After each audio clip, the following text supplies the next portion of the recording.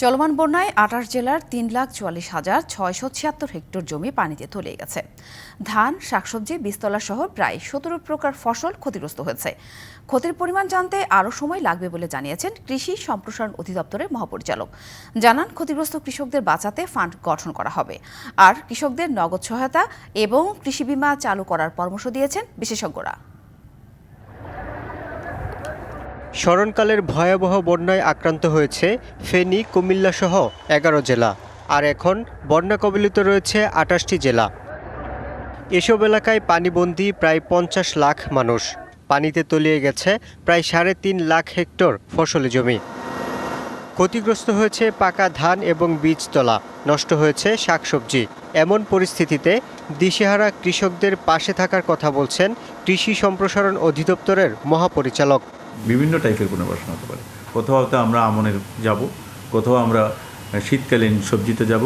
ইতিমধ্যে আমরা আমাদের ডিডিদেরকে এবং অতিরিক্ত পরিচালক মহিলা কৃষকদেরকে বলে দিচ্ছি, যদি যেখানে উঁচু জায়গা আছে সেখানে যদি বীজ পাওয়া যায়, বীজেরকে তাদেরকে নিজ দায়িত্বে তারা অলরেডি কিছু কিছু জায়গায় বীজতলা তৈরি করা শুরু করে দিয়েছে।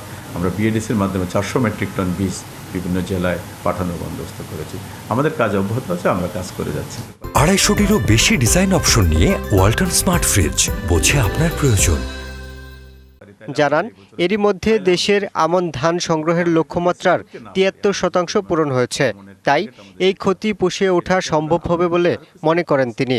যেমন কোনো জেলা বলতেছে যে স্যার আমাদের যে মোর টার্গেট যেটা দেওয়া আছে ১০০%-এর উপরে হয়েছে, তো সেটা দিয়ে যদি আমার এটা কভার হয়ে যায়, আমাদের নিরাপত্তার ব্যাপারে আমার মনে হয় না কোনো ভয় আছে।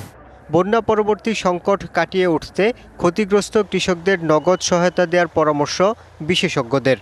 এখন কৃষকদেরকে বন্যা কবলিত এলাকায় নগদ সহায়তা দেওয়া দরকার। একদিকে হলো যে তাদেরকে বেঁচে থাকতে হবে এবং সেই সঙ্গে সঙ্গে কৃষিতে তাদেরকে বিনিয়োগ করতে হবে, এবং সেখানে নগদ সহায়তা যদি দেওয়া হয় সেটা সরাসরিভাবে তাৎক্ষণিকভাবে কাজে লাগবে।